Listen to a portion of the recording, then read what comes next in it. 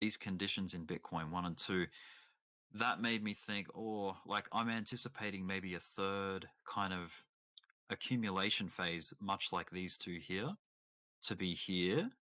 And I'm like, yes, this time I'm ready, because these two times I kind of ignored it and I didn't really take advantage of those, the flat market, which is sort of what I'm alarming you guys to here with Doge. It's going through that sort of flat, reaccumulation type phase, I think. Fingers crossed we get that, that pop, because we definitely got it out of Bitcoin. We got it out, arguably here we got this rally, went up, and then also here too, it popped and we got a huge, bull run out of it. So yeah, maybe Doge is winding up to do that. It's definitely done it in the past. Like, I think we were talking about that just before. Yep. I think more so what Jules was getting at is the assumption that, BTC at one point will retrace from, let's say it hits 65, 70K, some sort of retracement. I think what he's asking is like, what's going to happen to the altcoins when that does happen? Oh, gotcha. Actually, and I'll give you an example too. I think if you were to take a look at Bitcoin on the weekly and take a look at that same 2017, 2018 cycle, you can see that there were 3 different pushdowns. If I'm doing it from memory, so forgive me if I'm not as accurate, but you can see that it pushed down. Gotta hold that button, bro. Here, let me put open mic for you so that you don't have to worry about dropping in and out.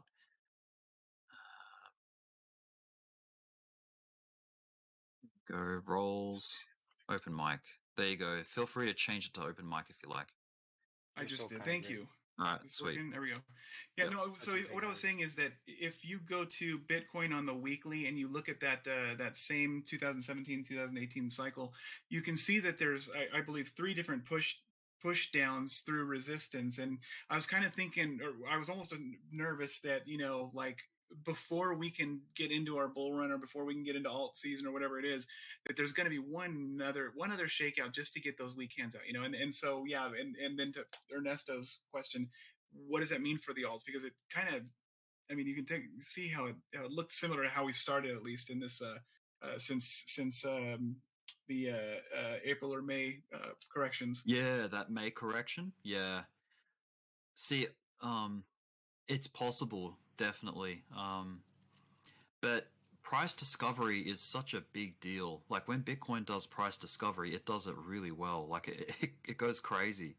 But yeah, I don't know. Like, it's Bitcoin, it carves its own path as well. Because like, there was a bit of a record break this year. It recovered off a death cross really fast. Like, we've never seen a recovery this quick off a death cross. Not to mention, it's going back into approaching its all-time high. I've seen a lot of people, like, in reports in like financial, like Bloomberg or like all those kind of things. They're saying that, oh yeah, Bitcoin's approaching its previous high, its all-time high. So everyone's anticipating that test. And I think, like, my call is it's going to break through it and go, back into price discovery. I was saying the opposite back here. These candles put my sentiment way off. Like, I was calling for a bear market. Like, we got that daily death cross and it threw me. But yeah, that's crypto's good at that. It keeps everyone guessing. You know what's a nice piece of history, Rick? Yep. That weekly close and open you have right there are the highest in Bitcoin history.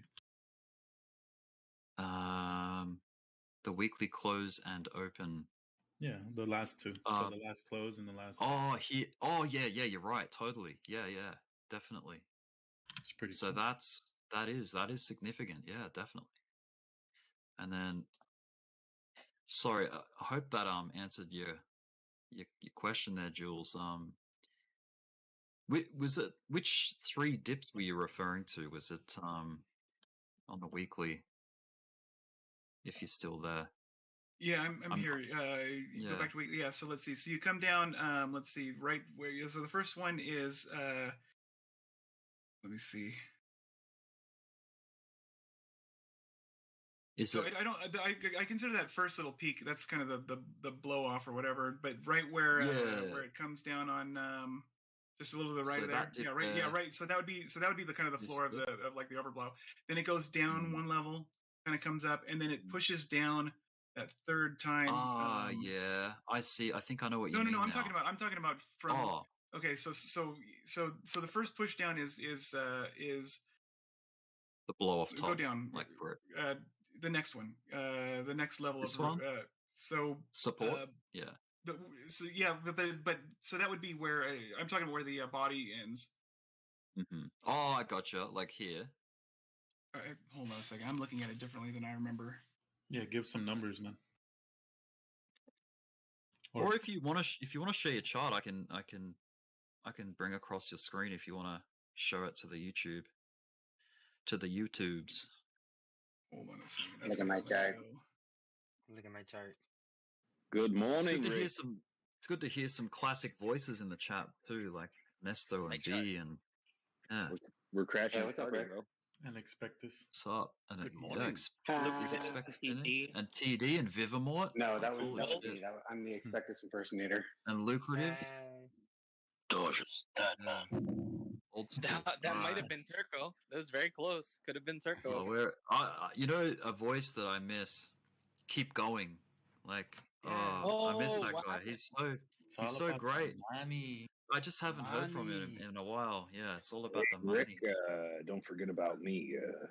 Oh, yeah, I mentioned you, dude. You reminded me about the whole Fibonacci extension method. Was that you? I'm pretty sure it was you. Yeah. That's TD pretending. He was bad Raj right there. Yeah. He was TD pretending Sorry. to be Raj. Yeah. Yeah, I'm he, just so excited. Right. he puts fibs on his fibs. Rick, Oh, yeah. where can I find a biscuit? That's Raj, I think. That was Nailed even. it. Oh, yeah. Raj is cool. He's cool. Yeah. You know who I But, miss? Sleepy. Sleepy? Yeah, I've seen him kicking Yeah. around. Yeah. Where has he been? I need to invite him. Sleeping. The funny part is we all came here to get away from B. I'm just Oh, joking, B. just joking. Seen Sleepy and Biscuits, whatever it's called, Discord. Honestly, like, I'm not calling people out or like saying for or against what people choose to do, but my Discord here, it's literally like it's an open forum. You know, whoever wants to come in and say their bit, do it. You know, I'm all for it. Come on in. Yeah, that's just how this one's going to be run. But Hey, Rick. I really do need to come in here more often and just get it active again. Hey, what's happening, Angels? Hey, I just wanted to say congratulations to Australia. You guys are officially ranked number 3 in crypto adoption with 17% of your population being involved in crypto. Thank you. Oh, People of Down awesome. Under. Nice. Yeah, And that's also, cool. I like that. don't know if you were doing TA right now. I can save this for later at a different time, but I wanted to say something about what you guys said about the crypto adoption and the 10-year, possible 20-year waiting period. Should I say something later on or now? Go for it. Go now. Yeah. Okay, but I want to preface this by saying that I believe that the root of all knowledge comes through Socratic questioning. So if you hear me say things or ask things, it's not to be cantankerous in any way. I'm just trying to bring out the best in all of us. I believe steel sharpens steel, and I believe that we're part of an elite people who know more than the average. So when it comes to crypto adoption, most people are thinking the people are going to consciously adopt into crypto. Well, my argument is it's going to be a lot sooner than 10 years, maybe even 5 years, because most services people are unaware of. If you ask a person who's getting a direct deposit or a person who's sending a wire, and you tell them, hey, have you ever used the Swift system? Do you know what ACH is? They have no idea. There's the companies like Stellar Lumens and stuff like that, when they're going to be onboarding into MoneyGram at all the Walmarts, the people who are sending money to their family have no awareness that they'll be using Stellar Lumens. The people in the Ukraine who store their money in the bank, they have no idea that it's being transferred and run through the stellar lumens. The same thing with Algorand in the Marshall Islands or in El Salvador. So once the banks jump in and the cryptocurrencies are in the banks as a white glove service, nobody will ever know that they're even dealing with crypto unless they look into some fine print, into some white pages that are like on the 9th page. So it's possible to have up to 80% crypto adoption with people totally unaware that their money is being ran through a system in which the bank is saving money. They'll probably notice that their maintenance fees went down. They'll probably notice that their transaction fees went down when they send money in MoneyGram. They'll just think that MoneyGram is just doing a service for them or upgrading their system. But it's possible to have up to 70 and 80% crypto adoption without anybody even knowing they're involved with it. Yeah. That's it. I mean, if it's all like, yeah, like if the whole crypto thing happens behind the scenes, like under the hood, like general population, yeah, they don't care. Like it's like a, you know, if you heard the term the black box system, like, you know, no one, I bet you, well, I certainly don't know how to build a car from scratch, but I know how to drive it. I know how to use it. I don't have to know how to build a car because that's kind of like how technology has got to a point where we don't know how it was created, but we use it. Whereas back in the day, people, you know, there was a point in time where a hammer or, you know, tools like that were so basic that you could see how it's made and anyone could build the technology of the time. But now we rely on experts and professionals and things. So, yeah, the public, the banks want a chunk of all the action that's going on in crypto. They know that they have to lay all the lines to be able to be a part of something because they don't want to they don't want to be the blockbuster that Netflix destroyed. So they're jumping in and getting the faster transaction rate. And if you ask the average American, which I'm ashamed to say so, if you ask them, hey, what does the Federal Reserve do? What is fractional Federal Reserve lending? Hey, what is the what what is the do you know what the currency is backed up by? Let me tell you, 9 out of 10 people don't know how their money is facilitated. They have no idea anything. Remember, people are watching Kim Kardashian, sports. We're not exactly the most informed nation. You know what I'm saying? And so crypto adoption could be as high as 80 to 90%. As long as the banks are doing it, your money's running through it. You don't know you're doing it, but you're doing it, and that's the kind of crypto adoption that people don't understand. And that's why sometimes when you look back at previous dates, maybe going back into charts and looking at years in the past, and like how you admitted that past performance doesn't dictate future outcomes. However, if you don't take into play some of these situations that are taken into play, the charts could be wrong because you may not be dealing with the same culture, the same timing, the same adoption, and it could throw you off humongously. Yeah, that's it. It's definitely an exciting time to be alive, and that seemed to be the case for the last 3 decades, really. Like things just keep ramping up, and the game keeps changing and getting more and more, severe. Like I don't know what the word is, but exciting. Or exciting. Yeah, complicated, exciting, all of it. Yeah. Angel, Yeah. your mic was at least for me it was a little bit hot in terms of volume. Maybe it just I don't know if it was for anyone else. Maybe it's just me. Yeah, I'm sorry about that. I just I don't know. I don't really know how to use this Discord too much. I try to only talk about fundamentals because I don't know about charts. I mean, I do, and I recognize it. I use you guys sometimes to see which way the wind is blowing when I get entry points.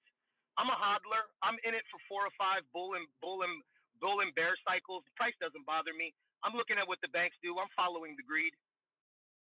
Yeah, I think it's just the mic level, like in the settings. It's like not too high, but it's at like a couple % off, I think. At least for me. Did anyone hear that high? Maybe it's just because I'm on my phone. Yeah, no, it's a little hot, but he's also super passionate, and I dig that about you. That was pretty cool. I will lean a little more towards what Rick was saying, though, because, like, honestly, like myself included, I'm in this game, and I don't know how half the shit works. And, the reality is it doesn't matter. Yeah. Like he also mentioned, like Western Union and stuff like that. Like they might be using XLM, and people won't know. That's the reality. They won't know. But selfishly, it doesn't really matter. I think more importantly is they don't care. As long as their transactions go through, they don't give a shit. Yep. And don't let me just downplay everything the guy just said, because that was, it was pretty.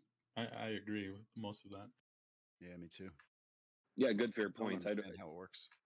And to be fair, the world won't reach 80% adoption without some big economic powers involved.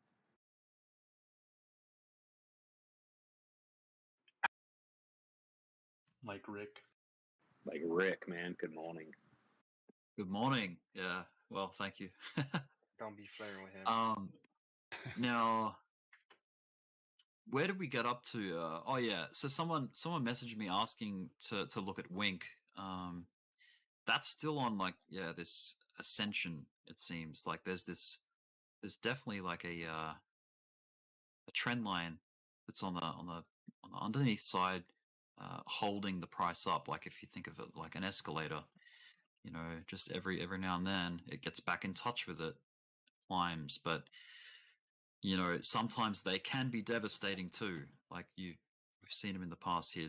Like check this one out. Like this one would have come up here, and they can break. And you go below them, but this is what's good about trend lines is it just tells you where things are headed, where things are traveling.